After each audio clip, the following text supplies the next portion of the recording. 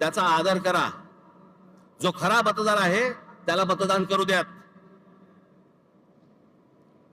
कोण सत्तेवरती येईल आणि कोण पराभूत होईल याच्याशी मला कर्तव्य नाही, पण जे मतदान होईल ते खरं होईल या दृष्टिकोनात निवडणुका झाल्या पाहिजेत.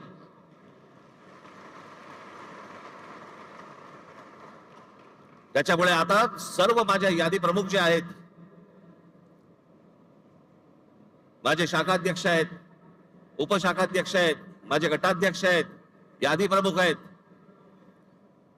प्रत्येक ठिकाणी कोण कोण राहत आहेत, किती किती माणसं राहत आहेत, कोण कोण मतदार आहेत तपासायला सुरुवात करा.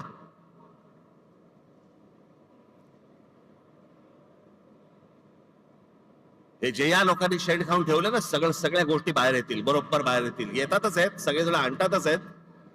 सगळ्या महाराष्ट्रभर हे सगळं सुरू झालं पाहिजे. आणि फक्त आपल्याच पक्षासाठी नाही म्हणत मी, इतर पक्षांनी देखील प्रत्येक घराघरामध्ये गेलं पाहिजे, तपासलं पाहिजे. आणि निवडणूक आयोगाला आमचं सांगणं आहे की हे जोपर्यंत स्वच्छ होत नाही तोपर्यंत निवडणुका तुम्ही घेऊ नका. महाराष्ट्रामध्ये निवडणुका घेऊ नका. आधीच 5 वर्ष झाली आहेत त्या सगळ्या निवडणुका होऊन. अजून 1 वर्ष गेलं तरी चालेल, पण निवडणुका त्याच्याशिवाय होता कामा नाहीत या महाराष्ट्रात. याची जी सगळी घाई सुरू आहे ना, ती घाई याच्यासाठी सुरू आहे कारण ह्यांनी सगळं जमवलेलं आहे गणित.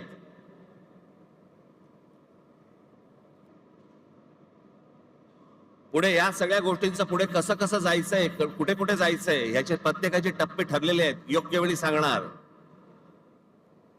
पण आज 3 वाजता एक सर्वपक्षीय पत्रकार परिषद आहे, ज्याच्यामध्ये शिवसेनेचे लोक असतील, आमचे लोक असतील, राष्ट्रवादी काँग्रेसचे लोक असतील, सर्वच पक्षाचे लोक असतील. सत्ताधारी पक्षाच्या लोकांना पण यायचं असेल तर येऊ शकतात.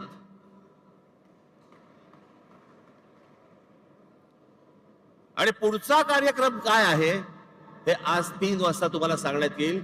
त्याची प्रतीक्षा करा आणि तयारीला लागा.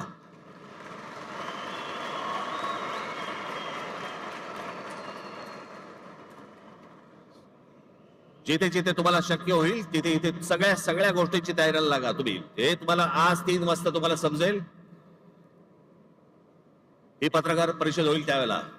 पण आज तुम्ही इकडे जण आलाय, मला फक्त आपल्याला एवढंच सांगायचंय की कशासाठी काय चालू आहे षडयंत्र ते सर्वांनी ओळखा आणि मतदार याद्यांवरती जोरात कामाला लागा. एवढंच सांगण्यासाठी म्हणून मी आज आपल्या सर्वांसमोर मी इथे आलोय. जाताना सर्वजण नीट जा आणि घराघरापर्यंत नागरिकांपर्यंत प्रत्येकाकडे पोचा. ज्याला जाल त्याला नम्र